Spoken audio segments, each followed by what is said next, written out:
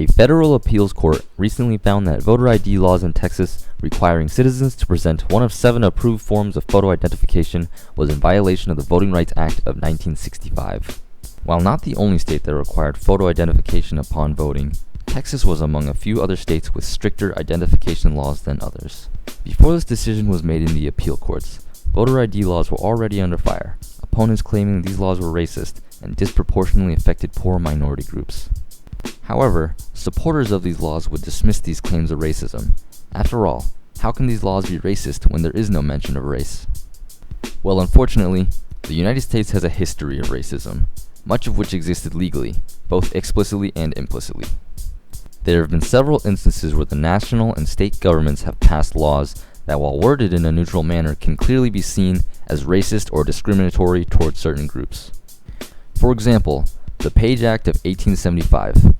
Framed as a law that would prevent forced labor and undesirables from entering the country, the Page Act stated that forced laborers, convicts, and prostitutes from other countries, specifically ones in Asia, would be denied entry into the United States, all of which sounds rather fair and reasonable. However, the real purpose of this law was to prevent immigrants from bringing their wives and families over, so they would be unable to establish families in the U.S. In 1882, out of 39,000 Chinese that entered the United States, only 136 of them were women. The population of Chinese women in the San Francisco Chinatown remained as low as 5% until the early 1900s, a ratio that only reached equilibrium after World War II, when 90% of the immigrating Chinese were women. Of course, the discriminatory laws did not end there. Also during the 1800s, San Francisco enacted a number of ordinances affecting the laundry business. One of these required laundromats operating in a wooden building to receive a permit due to the heightened risk of fires. Failing to comply with this ordinance would earn a laundromat owner a $1,000 fine or 6 months in jail. Coincidentally, 95% of the buildings at the time were wooden, and 2/3 of the laundromats in the city were operated by Chinese, almost all of whom were denied permits, while their non-Chinese counterparts were approved. And what of the grandfather clause, one small part of the infamous Jim Crow laws?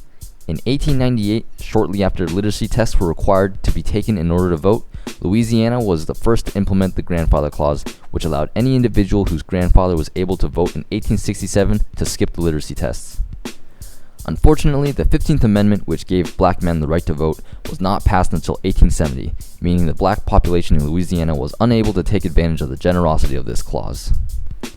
Implicit discrimination can even be found in parts of the New Deal. The Social Security Administration, which was approved in 1935, and the Fair Labor Standards Act in 1938 were both passed with a major caveat.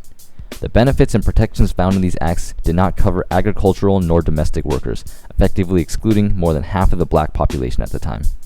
So what does this mean for voter ID laws? Are they discriminatory? Well, that's for the judges to decide. There are still 6 other states with so-called strict photo ID laws, and there's a good chance that the decision made in Texas will not stop in the appeals court. Rather than arguing for one side or the other, the purpose of outlining past laws was to demonstrate that laws can be racist without explicitly discriminating against one group, and that there's a possibility that some of these voter ID laws might do just that.